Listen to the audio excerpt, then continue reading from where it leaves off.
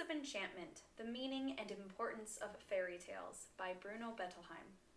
From Part 1, A Pocketful of Magic, Vicarious Satisfaction versus Conscious Recognition. Like all great art, fairy tales both delight and instruct. Their special genius is that they do so in terms which speak directly to children. At the age when these stories are most meaningful to the child, his major problem is to bring some order into the inner chaos of his mind so that he can understand himself better, a necessary preliminary for achieving some congruence between his perceptions and the external world. True, stories about the real world may provide some interesting and often useful information.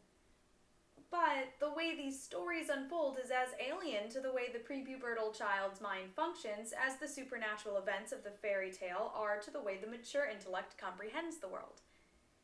Strictly realistic stories run counter to the child's inner experiences. He will not listen to them and may get something out of them, but he cannot extract much personal meaning from them that transcends obvious content. These stories inform without enriching, as is unfortunately also true of much learning in school. Factual knowledge profits the total personality only when it is turned into personal knowledge. Outlawing realistic stories for children would be as foolish as banning fairy tales. There is an important place for each in the life of the child. But a fair of realistic stories only is barren. When realistic stories are combined with ample and psychologically correct exposure to fairy tales, then the child receives information which speaks to both parts of his budding personality, the rational and the emotional.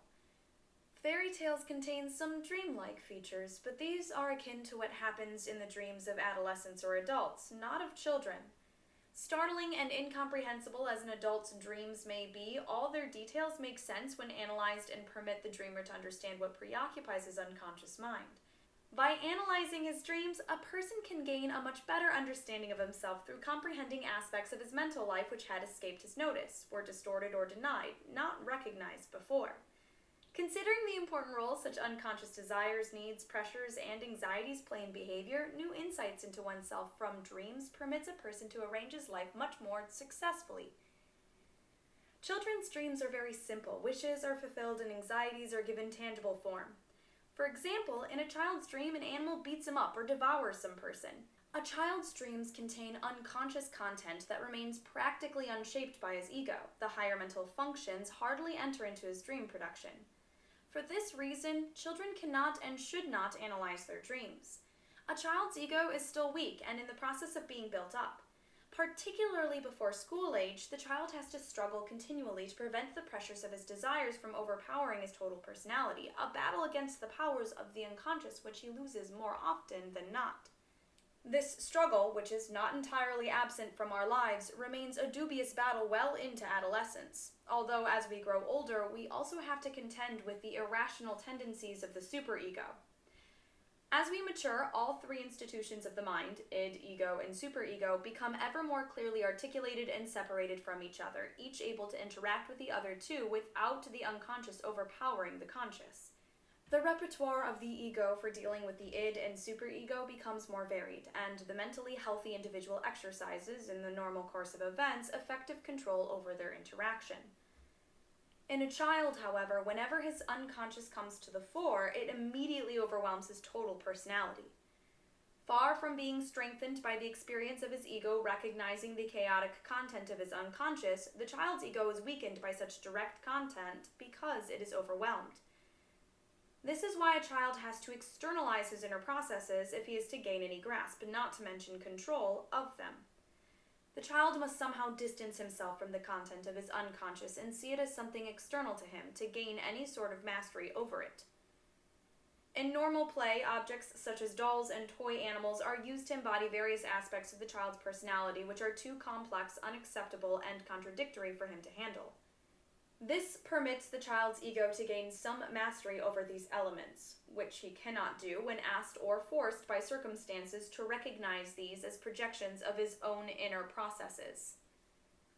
Some unconscious pressures in children can be worked out through play, but many do not lend themselves to it because they are too complex and contradictory or too dangerous and socially disapproved.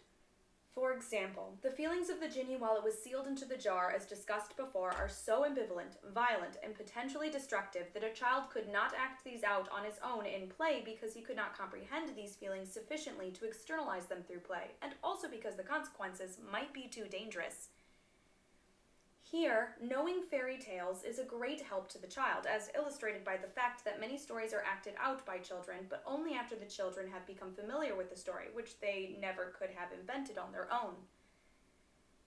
For example, most children are delighted to act out Cinderella in dramatic form, but only after the fairy tale has become part of their imaginary world, including especially its happy ending to the situation of intense sibling rivalry. It is impossible for a child to fantasize on his own that he will be rescued, that those who he is convinced despise him and have power over him will come to recognize his superiority. Many a girl is so convinced at moments that her bad stepmother is the source of all her troubles that, on her own, she is not likely to imagine that it could all suddenly change. But when the idea is presented to her through Cinderella, she can believe that at any moment a good fairy mother may come to the rescue, since the fairy tale tells her in a convincing fashion that this will be the case. A child can give body to deep desires, such as the Oedipal one of wanting to have a baby with a mother or father, indirectly by taking care of a toy or real animal as if it were a baby. In doing so, the child is satisfying a deeply felt need by externalizing the wish. Helping the child to become aware of what the doll or animal represents to him and what he is acting out in his play with it, as would happen in adult psychoanalysis of his dream material, throws the child into deep confusion beyond his years. The reason is that a child does not yet possess a secure sense of identity. Before a masculine or feminine identity is well established, it is easily shaken or destroyed by recognition of complicated, destructive, or Oedipal wishes that are contrary to a firm identity. Through play with a doll or animal, a child can vicariously satisfy a desire for giving birth to and caring for a baby, and a boy can do this as much as a girl. But, unlike a girl, a boy can derive psychological comfort from baby doll playing only as long as he is not induced to recognize what unconscious desires he is satisfying. It might be argued that it would be good for boys to recognize consciously this wish to bear children. I hold that a boy's being able to act on his unconscious desire for playing with dolls is good for him, and that it should be accepted positively. Such externalization of unconscious pressures can be valuable, but it becomes dangerous if recognition of the unconscious meaning of the behavior comes to consciousness before sufficient maturity has been achieved to sublimate desires which cannot be satisfied in reality. Many girls of an older age group are deeply involved with horses. They play with toy horses and spin elaborate fantasies around them. When they get older and have the opportunity, their lives seem to rotate all around real horses, which they take excellent care of and seem inseparable from.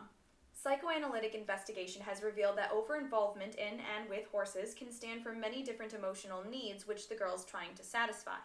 For example, by controlling this powerful animal, she can come to feel that she is controlling the male or the sexually animalistic within herself. Imagine what it would do to a girl's enjoyment of riding to her self-respect if she were made conscious of this desire which she is acting out in riding.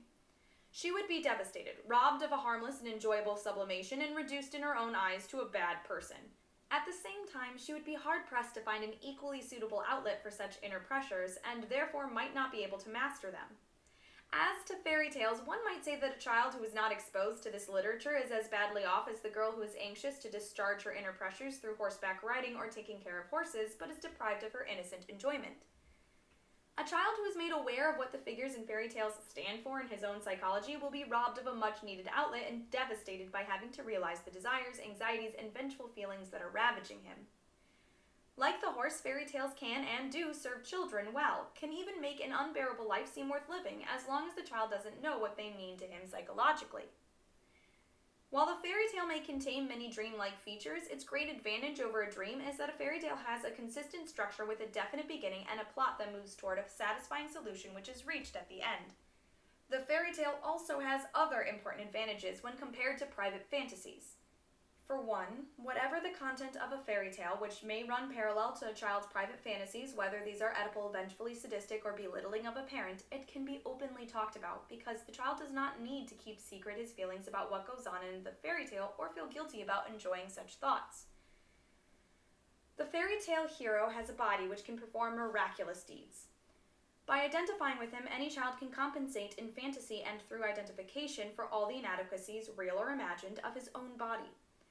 He can fantasize that he, too, like the hero, can climb into the sky, defeat giants, change his appearance, become the most powerful or most beautiful person, in short, have his body be and do all the child could possibly wish for. After his most grandiose desires have thus been satisfied in fantasy, the child can be more at peace with his body as it is in reality.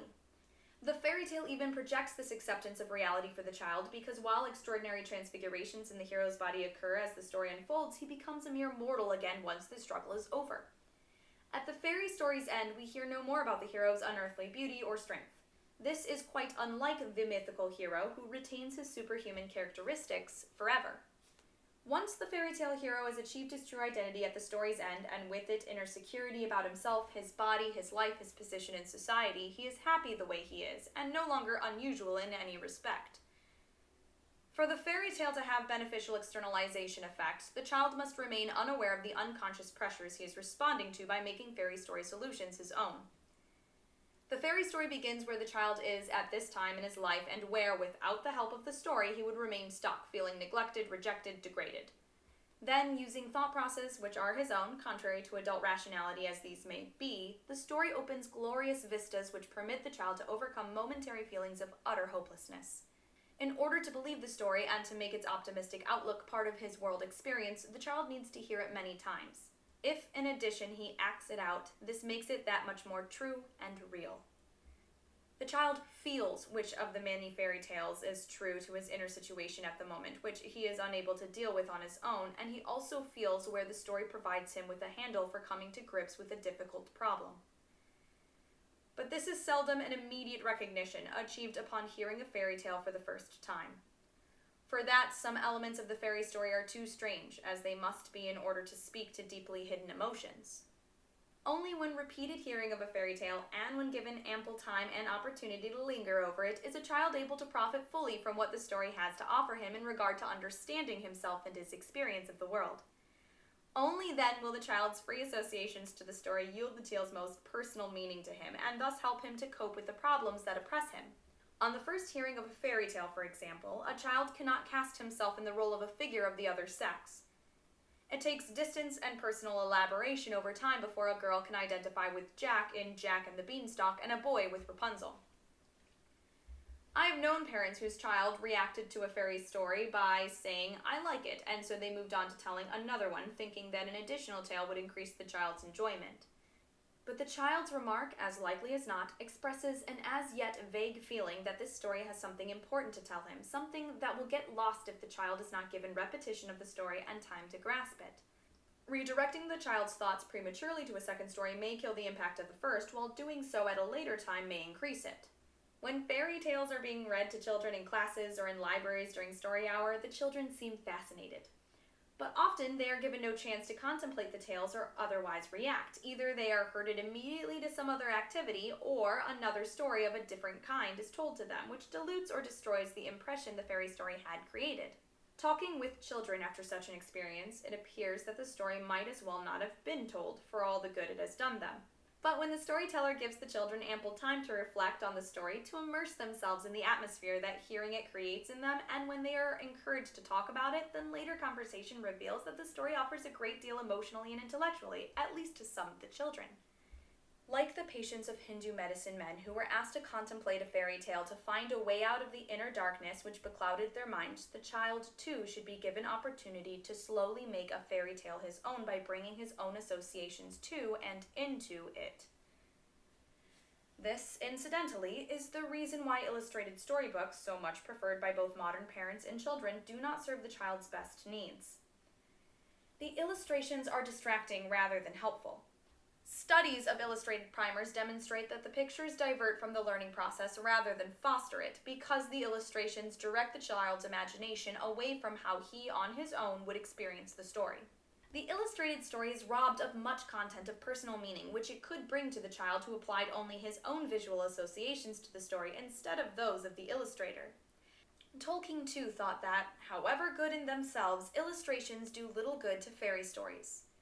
If a story says he climbed a hill and saw a river in the valley below, the illustrator may catch or nearly catch his own vision of such a scene, but every hearer of the words will have his own picture, and it will be made out of all the hills and rivers and dales he has ever seen, but especially out of the hill, the river, the valley, which were for him the first embodiment of the word.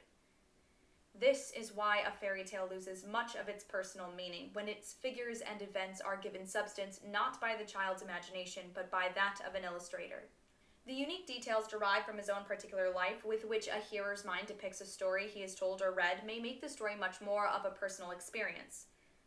Adults and children alike often prefer the easy way of having somebody else do the hard task of imagining the scene of the story. But if we let an illustrator determine our imagination, it becomes less our own, and the story loses much of its personal significance. Asking children, for example, what a monster they have heard about in a story looks like elicits the widest variations of embodiment. Huge human-like figures, animal-like ones, others which combine certain human with some animal-like features, etc. And each of these details has great meaning to the person who in his mind's eye created this particular pictorial realization. On the other hand, seeing the monster as painted by the artist in a particular way, conforming to his imagination, which is so much more complete as compared to our own vague and shifting image, robs us of this meaning. The idea of the monster may then leave us entirely cold, having nothing of importance to tell us, or may scare us without evoking any deeper meaning beyond anxiety.